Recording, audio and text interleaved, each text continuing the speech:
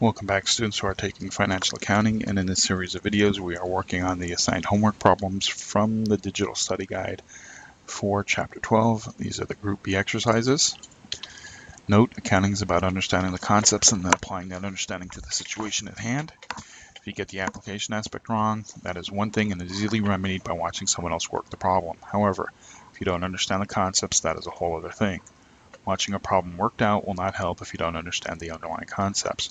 Go back and study the text material again and watch the theory videos. If you still don't understand the concepts, then either email or telephone an instructor to get help with that understanding. And in this chapter,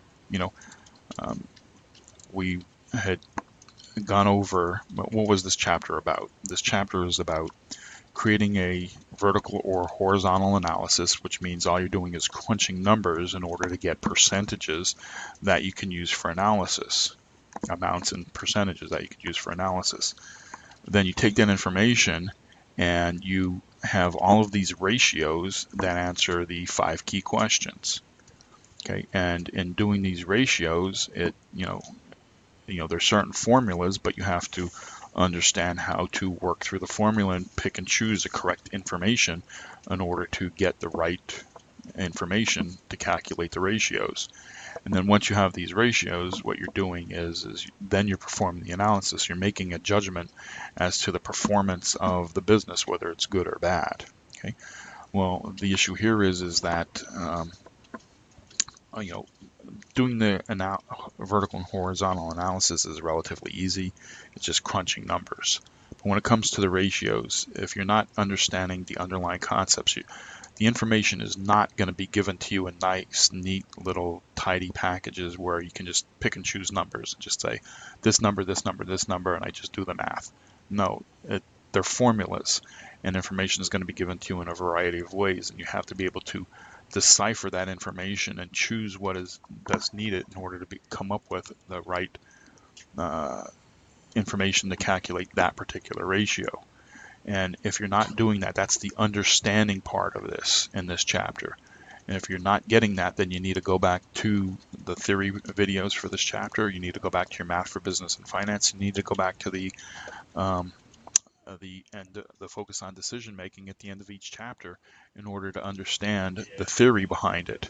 Okay, because I can sit here and work through all of these here ratios and just by picking numbers and just doing the math. That's all it is. But I have to know which numbers to pick. That's the understanding. Okay, and if that understanding was presented in previous videos, and then it's a matter of doing enough problems in order to get accustomed to doing it. If you're not doing the problems, you're not. Chances are you're going to make mistakes. All right, so 12-27. Current quick debt ratio times interest ratio.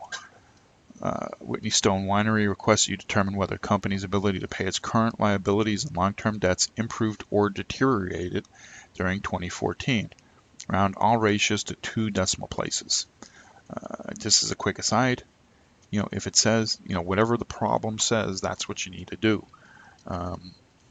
You can come up with a different answer if you, only round to 1 place. Okay, and your answer is wrong because we want to see 2 places. All right. Why am I being picky about that? Well, yeah, here you're looking at only thousands of dollars. Okay, I mean, what's the biggest number in this data? 572,000. Okay, but what happens when you work for a huge company that deals in billions of dollars? Okay, rounding to 0.1% versus 2 decimal places is a big deal. Okay, so you need to round to whatever the problems tell you. Okay, because that that's what's going to be required in the workplace depending upon what it is that they need. I mean, if these numbers were small, I mean, if how can I put this? Depending upon if we were using smaller numbers and you did all of the rounding to say 4 places, 3 places, 2 places, and 1 place, you'd see a point where all the numbers start to meld together, meaning you'd end up with 9.0, 8.0, 10.0, right? Instead of 9.1, 8.7, because of the rounding, the numbers start to lose their meaning, okay? Because they're too close. They end up being too close together. So rounding is an important thing, and do whatever the question asks. Right, to answer this question, compute the following ratios for 2014 and 2013. Right, so we have to do for each one. Round all ratios to 2 decimal places. Summarize results of your analysis. Okay, so let's see, how do I want to do this? And I'm going to put 2013 here and 2014 here. And all right, so my current ratio is here. I'm going to do the math like down here, put this information here. So my current ratio for 2013, when I look at the data, notice that my current ratio, look it up in the book, is my current assets over my current liabilities. Right? Well, do I have a current asset description here? No, so I have to actually calculate all of this stuff out. Right? So what are my current assets? Right? My current assets are cash, short-term, accounts receivable, inventory, and my prepaid expenses. So I'm going to add all of those numbers up, right, to get my current assets. So 40 plus 36,000 plus 150,000 plus 180,000 plus 5,000, and that's all going to be divided by my total current liabilities, and we do have a number for that of 153,000. So when I add up 40 plus 36 plus 150 plus 180 plus 5, I end up with 411. And that's all divided by 153,000, which gives me 2.69. Right, so my current ratio is 2.69 for 2013. Right, pause the video because I'm going to erase this. Right, and I'm going to do the same exact thing for 2014. Oops, I'm sorry, that was 2014. 269. Okay, so I'm going to do the same thing for 2013. 25,000 plus 22,000 plus 136,000 plus 192,000 plus 4,000, and that's all divided by 161. So 25 plus 22 plus 136 plus 192 plus 4 is equal to 379,000, and divided by 161,000 gives me 2.35. 2.35. So that's my current ratio. Oops, what did I do here? How did I do that? I don't know. All right, so I'm not going to mess with it anymore. Fix it later. All right, so I'm going to erase, pause, I'm going to erase. So that's my current ratio. Next, I need the quick ratio. Okay, so remember, the quick ratio is a subset, whereas our current assets went all the way down here to prepaid expenses. Our quick ratio kind of like stops at inventory here. Okay, so remember, quick ratio is a subset of the current ratio. So I have for 2014, I have 40,000 plus 36,000 plus 150,000, and that's still all divided by the 153,000 for my current liabilities. So that's 226,000 divided by 153, and that gives me 1.48. So 1.48 for my quick ratio for 2014. Yeah, pause the video, sorry about that. Okay, 2013 is the same, 25 plus 22, excuse me, plus 136. I'll divide it by 161. So that's like 183,000 divided by 161,000, and that gives me 1.14 for my quick ratio. Okay, pause the video. Next is debt ratio. Okay, so my debt ratio is my total liabilities over my total assets. I have my total liabilities over my total assets.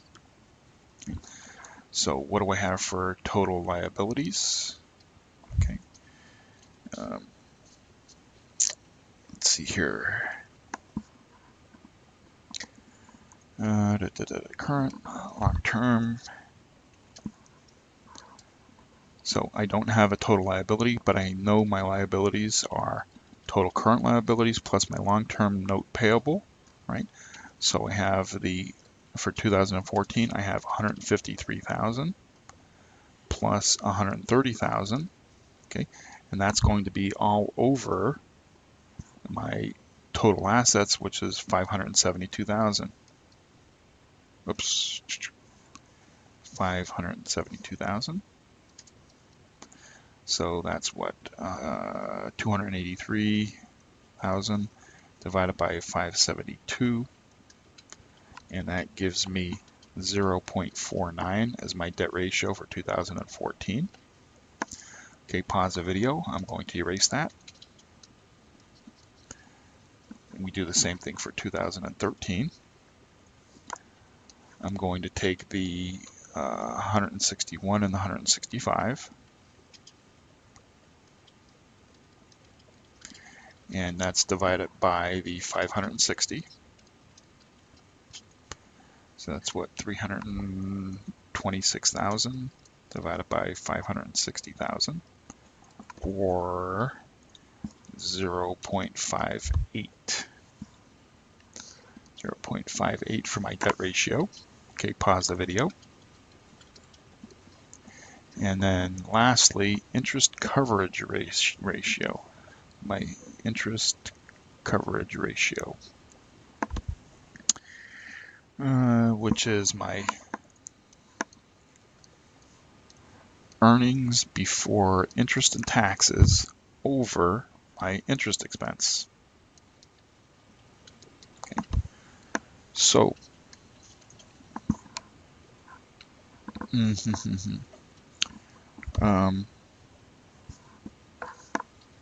my earnings before interest and taxes, right, for 2014. So what do I have here? I have my income from operations of 175, and that's over my interest expense of 16,000. Divide one by the other, and I get 10.94 times. That's 10.94. So go ahead and pause the video. All right, and we do the same thing. 158,000 divided by 19,500, and we end up with 8.10 times. Right. Okay, so that is all of our ratios. Right. Now, what did it ask here? The winery requested you determine whether the company's ability to pay its current liabilities and long-term debts improved or deteriorated. Improved or deteriorated during 2014. Okay. So when we look at these ratios, all right, you remember we're looking at the ability to pay its current liabilities and its long-term debt, right?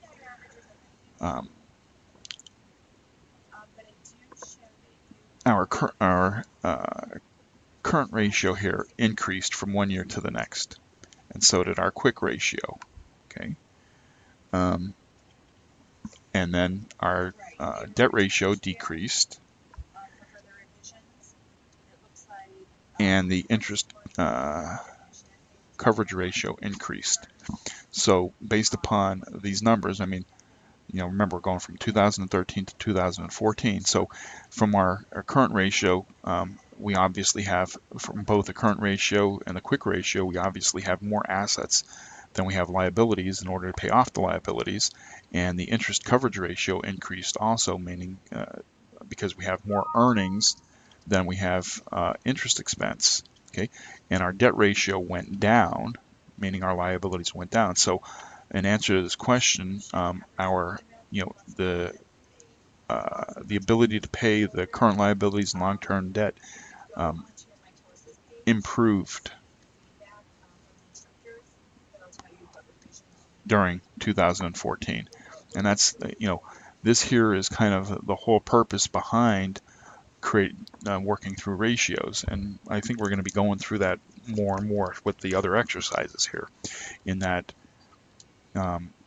this is what it's all about. It's not about just creating ratios in order to have a number. Okay, it's once you have a number, do you understand what those numbers represent?